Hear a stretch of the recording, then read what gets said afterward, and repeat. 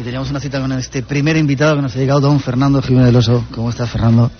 Pues muy bien, encantado de estar aquí, Miguel. Yo también, aunque al final era 1:45 y ahora 1:45, ¿eh?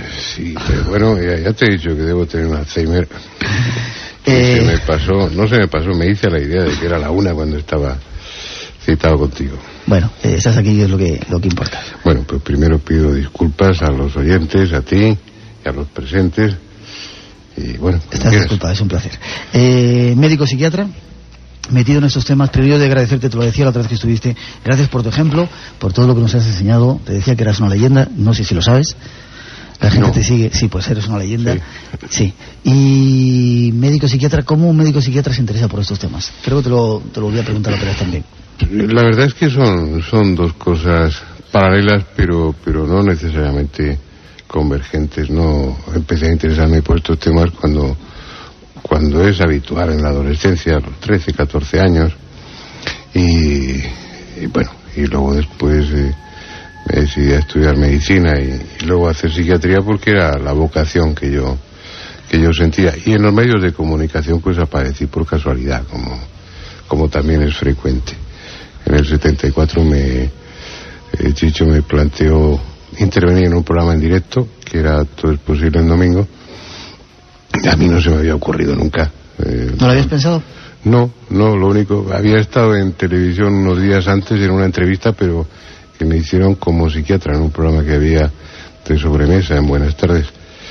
Y Chicho éramos muy amigos desde que yo era estudiante, pues me vio en ese programa, él estaba director de programación y me dijo, oye, dar muy bien, y lo único que habrá que meterte un micrófono por cierto sitio, pues no se te oye.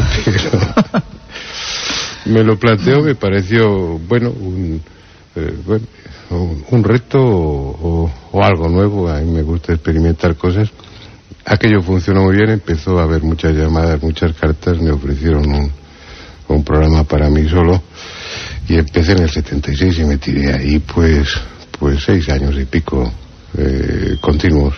¿Con La Puerta del Misterio era? Primero Más Allá y luego La Puerta del Misterio, sí. Desde el 76. ¿Y cómo un psiquiatra que parece que tiene que tener la mente muy cuadriculada, o que parece que en la universidad os hacen la mente muy cuadriculada, de repente está tan abierto a esos temas, Fernando? Yo creo que no, hombre, puede que en otras carreras sí, pero en la medicina cuenta mucho lo humano, y en la psiquiatría, pues, aparte de lo que es meramente psicopatología, en el momento que empiezas a entrar en la mente y empiezas a hurgar un poco por ahí, descubres un mundo apasionante y en grandísima parte desconocido. Yo creo que si quieres es algo que va confirmando o dándote puntos de apoyo o comprobando en la realidad cotidiana de tus pacientes que son personas y que aparte de su patología, de su depresión, de su neurosis o de lo que tengan, pues tienen la misma forma de pensar y de sentir que tenemos todos los humanos, ¿no? Y entonces al hablar en profundidad vas descubriendo, muchos pacientes míos me cuentan, al saber mi vinculación con estos temas, experiencias paranormales que a lo mejor no sabe su familia y que les ha sucedido una vez, 2 veces, a veces con frecuencia, eso ya es más raro, pero no son tan extraños los fenómenos paranormales, por ejemplo, como la gente piensa. Con eso. ¿Estamos más locos este siglo que el siglo pasado? Bueno, es que el siglo pasado estaba ya al ladito, ¿no?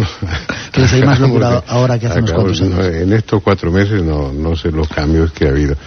Y yo creo que no, lo que pasa es que las circunstancias son diferentes. De una parte, en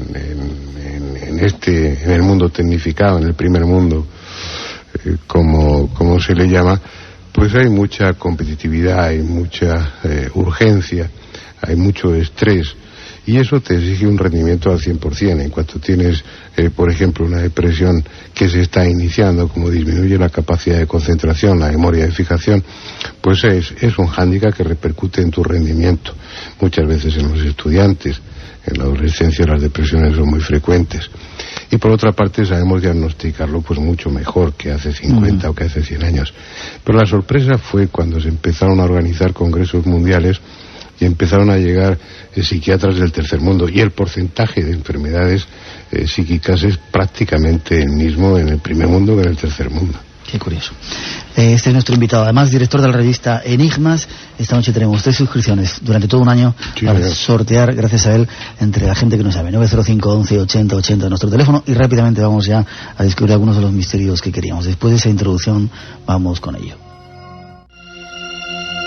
Parece que el pasado se está empeñando en desvelarnos algunas de sus claves, de sus misterios.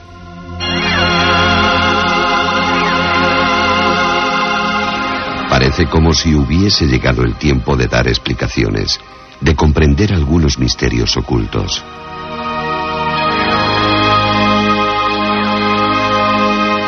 Y eso parece ocurrir con una estela enigmática que se oculta en el fondo de una pirámide.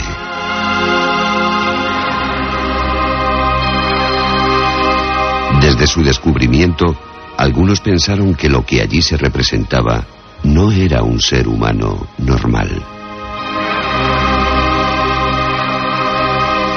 Dijeron incluso que podía ser un astronauta. El astronauta de Palenque lo llamaron. Nuestro invitado tiene algunas respuestas para este misterio. Escuchemos. Bueno, ahí está esa primera introducción. Fernando, ¿cuándo descubriste tú la tumba de Palenque, o la tumba primero, y cuéntanos un poco la historia de cómo se descubrió ese lugar? Yo no la descubrí, la descubrió Alberto Ruz en el año 49.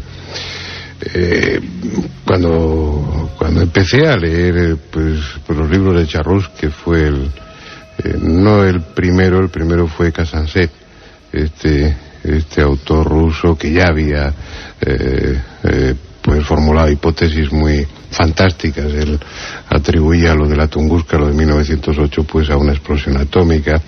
También decía que la destrucción de Sodoma y Gomorra había sido otra explosión atómica. Y él fue el primero que describió lo que aparece en la losa de la tumba de Palenque, del Templo de las Inscripciones de Palenque, lo describió como un astronauta. Y luego otros autores, entre ellos Robert Charrús, pues en uno de sus libros del 67, lo que pasa es que aquí en España se tradujo en el 70 y tantos, pues fue uno de los, yo creo que la primera vez que vi la referencia, y me pareció tremendamente sugestivo. Yo no conocía apenas nada de la cultura maya, y como un incauto pues caí, como tantos otros cayeron, tantos otros divulgadores, porque contemplada la losa, el grabado que hay en la losa, contemplado fuera del contexto maya, es decir, contemplado como algo único, como algo aislado del resto, pues la verdad es que sí, parece un señor sentado a bordo de una pequeña nave. Estás casi desvelando el misterio. Corte sagital de una nave. Sí, porque es una de las cosas que uno aprende con el tiempo, ¿no? Ahora pues sería mucho más difícil, porque después de haber rodado unos 25 documentales en México a lo largo de estos años, y de documentarme pues como es mi obligación bastante bien, y haber leído y estudiado mucho del tema, pues ahora ya no me habría dejado engañar. Pero bueno, te estoy hablando del año 77, tal vez, o 76 incluso, debió de ser de los primeros programas que yo hice Más Allá.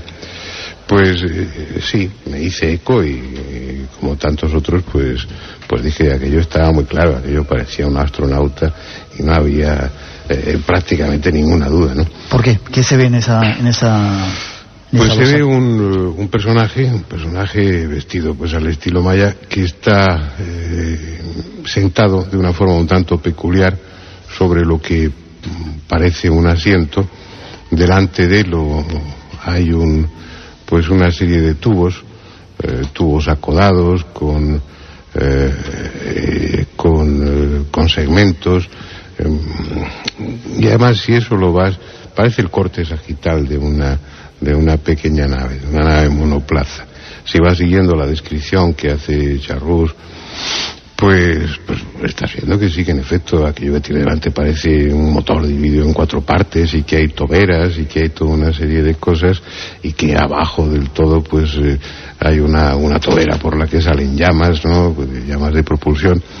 Charros pues deduce muchas cosas, ¿no? Como está el símbolo de Venus, pues dice que era un astronauta pues viajando a Venus, ¿no? ¿Está el símbolo de Venus en esa...? Está el símbolo de Venus, claro, pero el símbolo de Venus está repartido por toda la cultura maya. Para ellos, para los mayas, Venus era tan importante como lo era Sirio para los antiguos egipcios. Era un planeta fundamental, la revolución sinódica de Venus. Esa característica suya de durante una parte del año ser estrella vespertina, durante otra parte ser estrella matutina y luego durante unos días pues no aparecer en el cielo, eso fue algo que les llamó la atención desde hace muchos siglos y empezaron a fijarse en Venus, como lo hicieron con otros planetas, pero a Venus le dedicaron una atención especial al ser una estrella tan brillante y al tener además una revolución que coincidía con sus calendarios en algunos momentos y marcaba unos ciclos, pues la relacionaron con lo trascendente, con la vida en el otro mundo. Ya, lo curioso es que esa tumba se encuentra en una pirámide, ¿no? Que no es muy frecuente. Yo creo que la revolución fue en ese momento.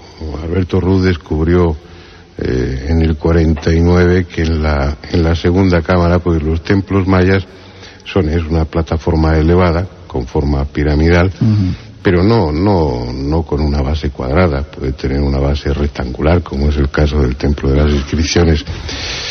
Y se había supuesto siempre que toda esa pirámide lo único que servía era de basamento para colocar encima el auténtico templo, como sucede pues en tantos otros lugares mayas. Y en este también, arriba, culminando esa pirámide escalonada, pues hay un templo alargado. Los mayas construían falsas bóvedas, iban juntando los ladrillos o las piedras. Eso les obligaba a hacer construcciones alargadas, y como el templo tenía pues las características comunes en los templos mayas, es decir, una cámara, otra segunda cámara más oscura y luego dentro de ella pues el Santa Santorum, otra cámara chiquitita, estaba reservada exclusivamente al sacerdote. Y el descubrimiento fue que había una losa en esa segunda cámara que tenía una serie de manchas circulares colocadas simétricamente, y que ya las había descubierto años antes un dibujante, no sé si peruano, pero luego de origen hispano, que se llamaba Miguel Ángel Fernández, ¿no? Y era un dibujante especializado en dibujar el arte maya, pues como ha habido muchos, ¿no? El arte maya es tan sugestivo desde un punto de vista plástico que ha tentado a muchísimos dibujantes, ilustradores y pintores. Pero este no tenía medios, sino el arqueólogo Alberto Ruz, sí, era el arqueólogo oficial que estaba trabajando en Palenque. Y supuso que esas manchas podían ser tarugos de piedra perfectamente ajustados y pulidos, y bueno, rompió uno de los y comprobó que sí, que eran agujeros, estaban tapados por tarugos. Dedujo que esos agujeros servían para pasar cuerdas, sogas, para poder levantar y luego colocar la losa en su sitio. La levantó y vio que en efecto arrancaban unas escaleras por un pasadizo que se hundía en la profundidad.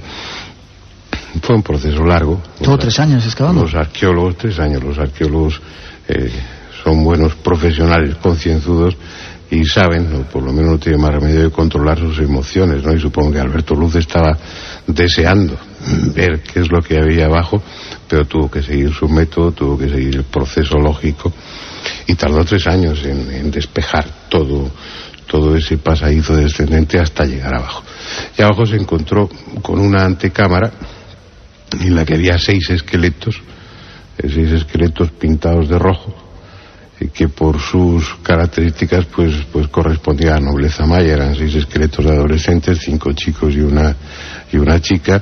¿Por qué se sabía que eran de la nobleza? Porque tenían la frente aplastada, el cráneo deformado, que era una de las características, y luego después incrustaciones de jade en los dientes limados, y las incrustaciones, que eso era algo reservado a la nobleza. Y había en esa antecámara una losa vertical, una puerta de forma triangular. Dedujo que detrás de esa puerta estaría probablemente algo importante. Espera, no lo cuentas ahora. Esos 5 o 6 cadáveres que había, 5 hombres y una mujer, ¿por qué estaban ahí? ¿Los enterraron vivos? Eso es lo primero que uno piensa, pero no, eran esqueletos y estaban pintados de rojo. Es decir, si hubiera producido la esqueletización por vía natural, pues estaría o la ropa o habría otros restos ahí, pero además no estarían pintados de rojo los huesos. Da la impresión de que o bien habían sacrificado a esas víctimas y luego las habían deshuesado, les habían quitado la carne, o bien que eran ya muertos, que eran ya esqueletos que por alguna razón, como una especie de guardianes o de acompañantes, colocaron allí. No está claro, porque en torno a esa tumba hay muchos misterios. Corrió esa puerta, consiguió abrir esa enorme puerta triangular y se encontró pues con una tumba. Y eso sí fue una revolución, porque era la primera vez que en todo el continente americano pues se comprobaba que una de las pirámides pues había servido de tumba. Se pensaba que la diferencia que había entre las pirámides egipcias y las pirámides peruanas y mexicanas, pues era eso, que las egipcias habían servido de tumbas y las otras no, simplemente como base para templo. Y el descubrir que allí en Palenque, una de las ciudades sagradas o ceremoniales más importantes del periodo clásico, uno de esos templos, además un templo, el de las inscripciones, porque tienen esa segunda cámara, tiene 600 y pico jeroglíficos, y es, pues no sé dónde hay otra, puede que en Tikal, no recuerdo en qué otra ciudad maya solamente hay otro edificio que tenga tantos jeroglíficos juntos, una inscripción tan larga como aquella. Comprobar que aquello era una tumba pues fue una revolución desde un punto de vista arqueológico. Los primeros datos, casi la 1, las 12 en las Islas Canarias, son los primeros datos de ese astronauta de Palenque, ese misterio que estamos analizando con el doctor Fernando Jiménez del Oso. Eso ocurría, eran los primeros datos. En el número que ha salido ahora de Enigmas, en el que está en la calle, pues, como cuando uno está haciendo una revista, ya ha salido el número, se te ha olvidado, ya estás con el siguiente, y como además cierras pues aproximadamente a mediados de mes, pues el de este mes, el que está en los kioscos, tiene la segunda parte del tema del astronauta de Palenque, donde doy la versión convencional o la versión lógica o oculta, si quieres, pues de la losa, ¿no? Hasta ahora nos has contado un poco cómo se descubrió. Se pensaba que era un astronauta porque parecía que estaba ahí un tipo tumbado, pero era la forma. Y si te fijas en la forma y, como te decía antes, lo aíslas del resto de la cultura maya, contemplado en sí mismo, sí parece alguien manejando controles. Lo que pasa es que hay la idea equivocada de que las representaciones de los mayas, que siempre se representaban de perfil para demostrar precisamente esa frente hundida, que era un símbolo de belleza, igual que el servizcos. ¿Sí? ¿Servizcos también? A los niños pequeños, al poco de nacer, pues les colocaban una tabla en el ociput y otra en la frente, que apretaban con cuerdas para que el cráneo fuera creciendo hacia arriba y hacia atrás. Y también les colgaban una bolita pendiente de un hilo entre los ojos para que ir forzando la bizquera. Además de eso, en esa búsqueda de un ideal de belleza que nosotros no entendemos, pues se limaban los dientes y además los perforaban para poner incrustaciones de jade, de obsidiana y de otras piedras. Es decir, su concepto de la belleza era muy diferente al nuestro, pero curiosamente muy parecido al de otras culturas americanas y de muchos kilómetros al sur. Los antiguos peruanos hacían lo mismo. Espera, ¿qué estaban tratando de copiar ellos? ¿Qué tipo de belleza? ¿De dónde venía ese modelo? Ese es uno de tantos misterios como hay, ¿no? ¿A quién tratas de parecerte? Todos aquellos que sugieren la hipótesis de que en un pasado más o menos remoto, pues América, como otros continentes, pero en este caso América, fue visitada por maestros, entre comillas, llegados de otro lugar, extraterrestres, por utilizar ese término sin ambajes, pues encuentran ahí una razón. sí, bueno, que trataban de parecerse a los dioses o a aquellos maestros que aparecían en un momento determinado. Bueno, es una hipótesis como otra cualquiera, ¿no? También en otras épocas el ideal de belleza femenino pues era que pesaran toneladas y unas mujeres gordísimas, y eso pues hoy nos parece poco menos que antiestético, ¿no? Es difícil el saber cuál es el origen de ese canon, de ese ideal de belleza, pero lo que está claro es que se trataban de adaptarse a él, y que además eso estaba, si no reservado, por lo menos era un patrimonio de la nobleza que como en otras culturas pretendían descender de esos dioses. La idea que se tiene, como se le representan de perfil, es que las figuras, el arte maya pues tenía esa rigidez que tiene el arte egipcio, ese hieratismo, y nada más lejos de la realidad. El arte maya, lo que describe tanto en los bajorrelieves como en las pinturas en el estuco, como en las esculturas, es una riqueza de movimientos, una gracilidad en las manos que las colocan en las posturas más muy parecidas al arte indio, por ejemplo, y al arte de Asia suroriental también. Y esa postura de ese personaje pues daba la impresión de estar manejando algún tipo de palancas que no existen, pero que Charrúa las veía no sé dónde, y él las comparaba incluso con el cambio que entonces tenía el Citroën, el 11 ligero y el 15 ligero, que bueno, que la mayoría de nuestros oyentes no recuerdan, pero que yo sí recuerdo, y aprendí a conducir en uno de ellos, y bueno, era una palanca codada que estaba en el salpicadero. No, luego comparas, ves otras figuras del mismo palenque y ves que esa posición de las manos pues era frecuente. Estás diciendo que, sí, no quiero cortarte, pero estás diciendo que no es un astronauta, entonces que hay otra explicación. Sí, obviamente sí. Donde está sentado no es un asiento del tripulante de una nave, está sentado sobre el monstruo de la Tierra, el monstruo de la Tierra, que es el que devora al sol cada noche, ¿no? Y que refleja pues el recorrido del sol durante la noche en el inframundo. Los símbolos sobre los que está sentado directamente pues son uno es el símbolo de la muerte, que es muy parecido al signo que utilizamos para el tanto por ciento. Otro de los símbolos sobre el que está sentado es una caracola, que es un símbolo también de fertilidad, y el central es un brote vegetal. Está sentado sobre símbolos de renovación, sobre símbolos porque incluso el de la muerte está unido, o de él salen unas hojas, simbolizando pues algo que era común en el arte maya y en la religión maya, ¿no? Que la muerte que de la muerte sale otra vida. Y el monstruo de la tierra, pues al mismo tiempo que es monstruo de la tierra que devora el sol, también es la fuente de vida.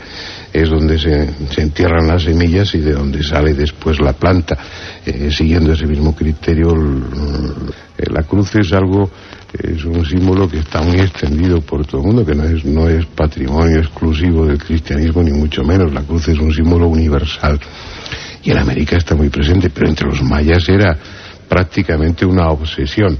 Es el árbol de la vida, señala los 4 caminos, los 4 puntos cardinales, los 4 pilares del cielo, y está representada exactamente igual que en el Templo de la Cruz, en el mismo palenque. Las toberas que este hombre veía, pues en realidad es una serpiente bicéfala estilizada, como la ves en otras representaciones. ¿Por qué escogían la serpiente de cascabel? Pues por la misma razón que en Egipto o en la India se escoge la cobra, ¿no? Aparte de porque esté vinculada a la muerte, pues porque es la serpiente más común, más poderosa dentro de los oficios de la zona. Y la serpiente simboliza pues lo que tú quieras, pero sobre todo el renacimiento.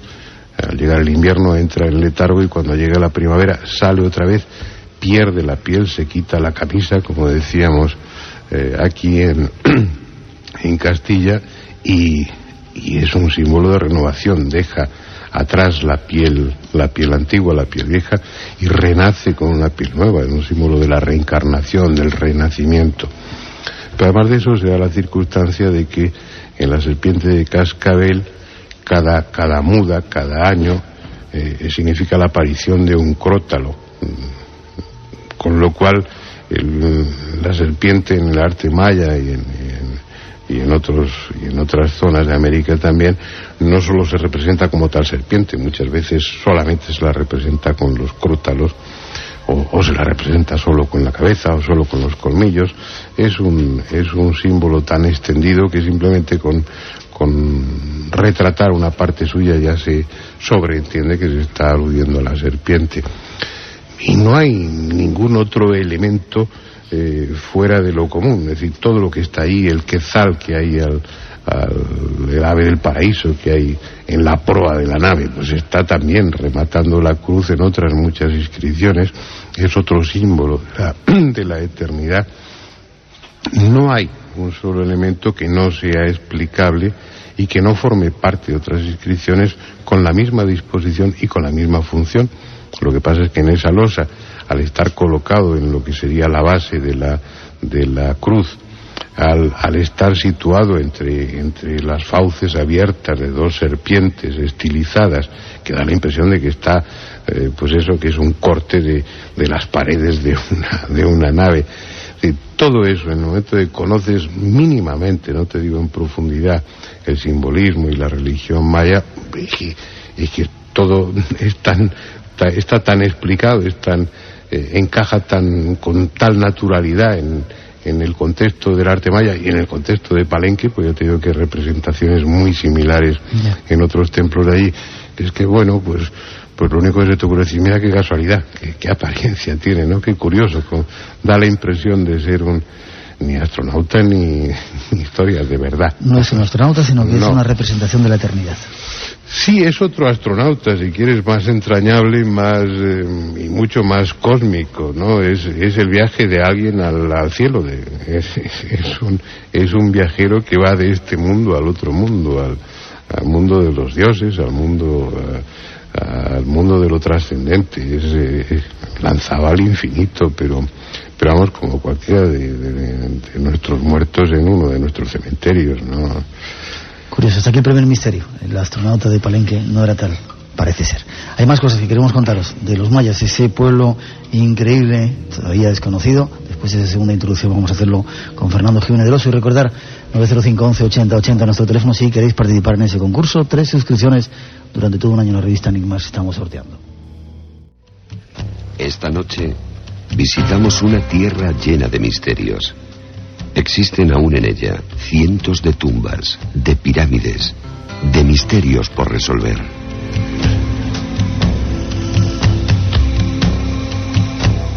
En ella, los dioses que hace cientos de años la visitaron prometieron volver y, según muchos, ese tiempo ha llegado.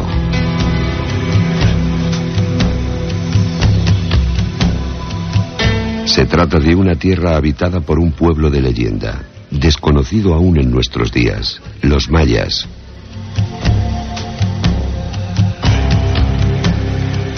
Su cultura dejó impresas en piedras, en diferentes construcciones, toda una sabiduría única, calendarios, profecías, promesas de regreso.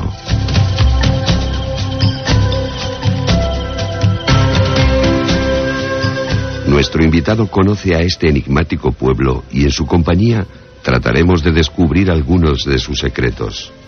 Escuchemos. Dentro de poco yo tengo la fortuna de irme de nuevo a México, o sea que quiero aprender cosas. No, eso me da envidia, tengo que volver, que hace mucho tiempo que no voy. Pero en esa cuña que has hecho, en esa introducción a esta parte, está muy claro lo del regreso, ellos lo tenían claro. Ahí hubo un encuentro, tengo por aquí anotada la fecha, el 8 de noviembre de 1519, que es cuando Hernán Cortés tiene su encuentro con Moctezuma Xocoyotzin, que era como se llamaba. Que bueno, que él le reconoce como alguien que viene con todo el derecho. Tú, señor, has vuelto a tu sitio, este es tu reino, este es tu trono, que te ha sido guardado y todas estas cosas. Y los llamaban a los españoles, los aztecas mexicas los llamaban los teteu, los dioses.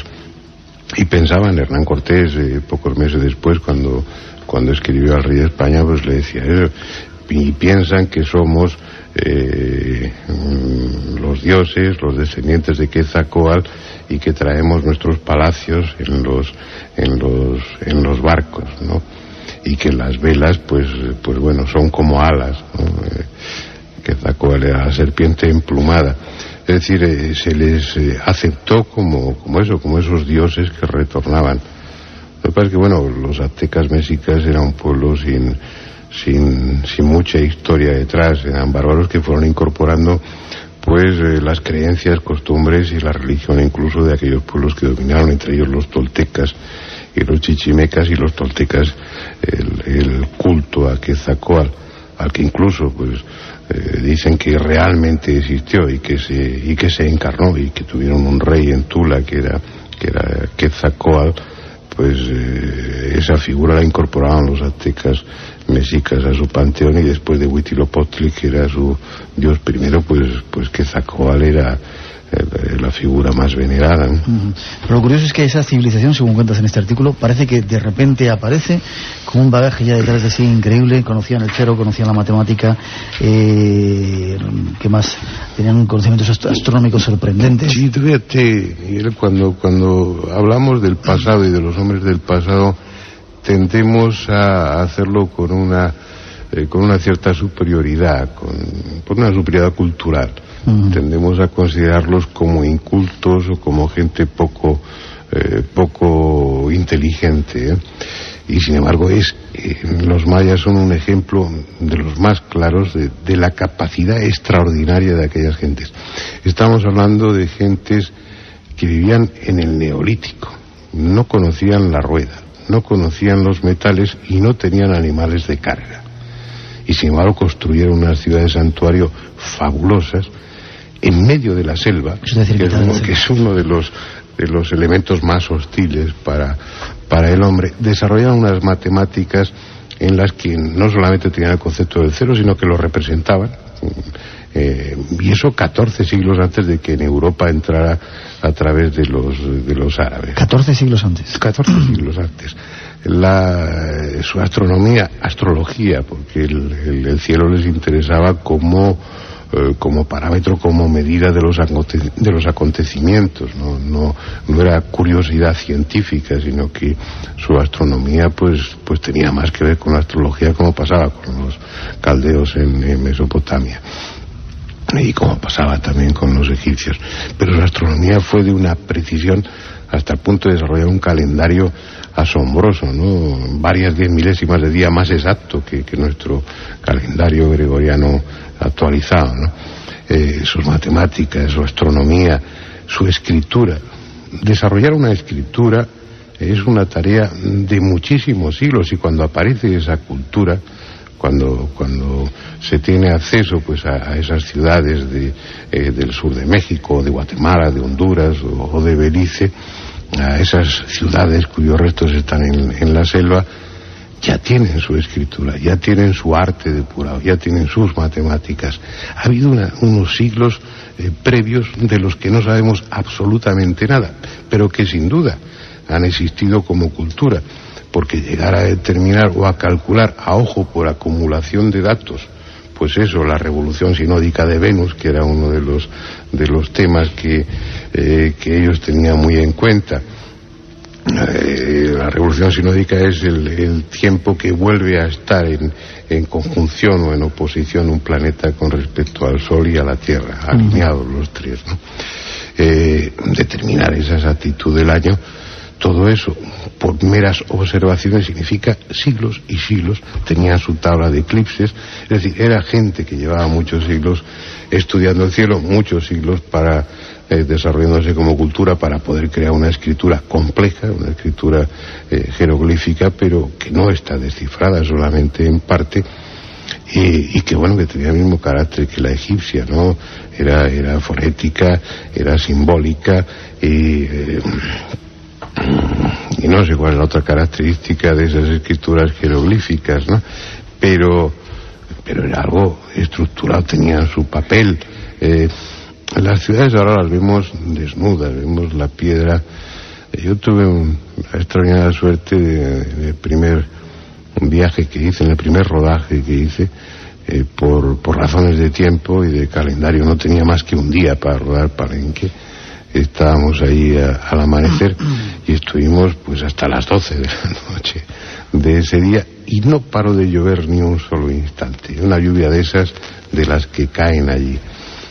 Y eso dio a las piedras un brillo, una calidez que luego no la he visto yo en ningún otro documental. Pero eran piedras sin más. Y tendemos a imaginar que el pasado es eso, es algo de piedra, es algo gris, cuando es totalmente falso. Palenque era la ciudad del estuco. Todos los edificios estaban recubiertos de estuco, que lo hacían con polvo muy fino de cal, con agua y con resina. Con eso enlucían, ese material se seca a la intemperie y sobre él pintaban en rojo, en azul, en amarillo, en verde, y el espectáculo de colorido era impresionante, ¿no? Todavía quedan algunos medallones de estuco con restos de pintura en Palenque y uno se hace, hombre, a duras penas, pero se hace la idea de lo que pudo ser aquello, ¿no? De una belleza extraordinaria. Y el arte maya es...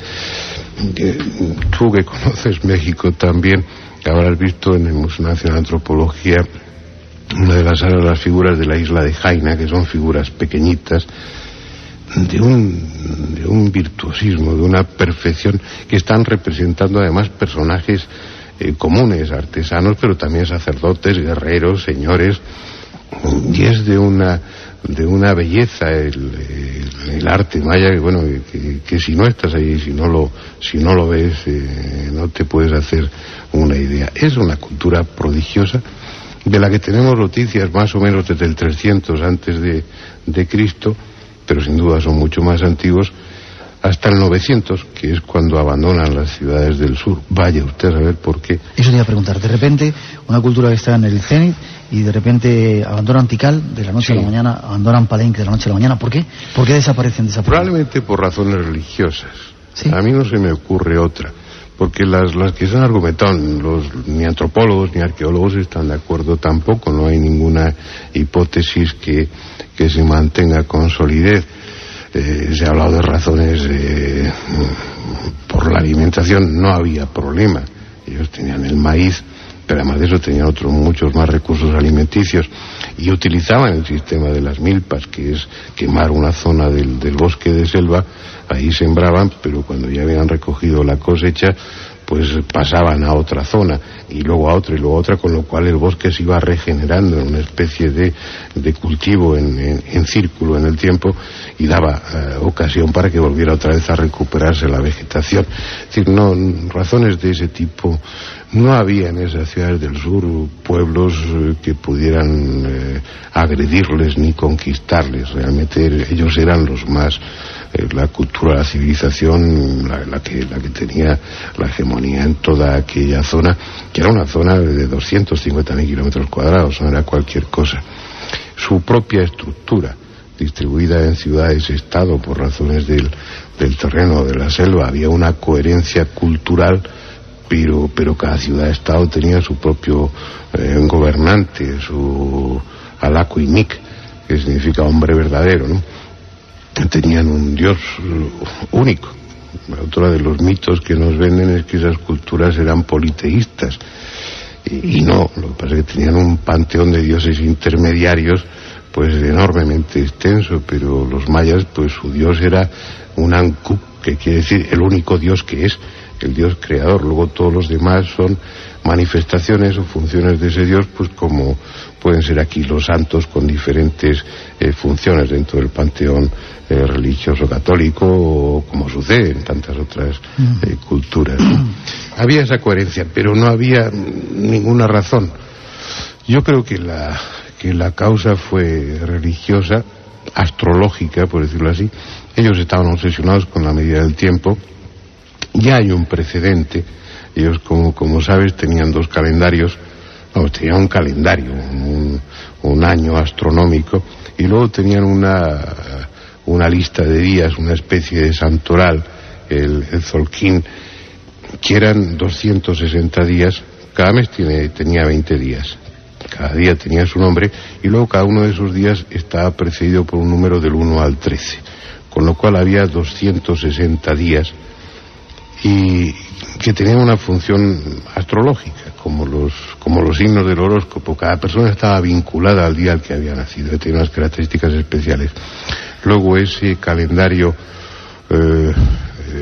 mágico pues se engarzaba con el calendario astronómico, que duraba 365 días, eran 18 meses de 20 días, y luego había 5 días sueltos ahí, no me acuerdo exactamente el nombre, Samakabakim, me parecían los días nefastos, los días sin nombre, los días aciagos donde podía pasar de todo, ¿no? Como se dice ahora de los años bisiestos. Y encajaban en una especie de rueda, iban encajando un calendario y el otro, de tal manera que cada día de ese calendario mágico iba ocupando su lugar en el calendario astronómico. Y eso cada 52 años se cumplían todas las combinaciones posibles entre unos días y otros. Y cuando se cumplía ese periodo de 52 años, para ellos había terminado un ciclo. Y había terminado de una forma drástica. Quemaban sus casas y encima de los templos construían otros. Con lo cual, eso sirve para ver la antigüedad de muchos de ellos, porque son como cáscaras de cebolla. Debajo te vas a Uxmal, coges la pirámide del adivino, y debajo hay otra, y debajo hay otra, y cada 52 años ya no valía, había que edificar encima de ese edificio, de ese templo, otro nuevo. Y luego tenían otro periodo para ellos también siniestro, que era el final de la cuenta larga, que eran 13 balactunes, me parece que era, en total son 5.200 años más o menos.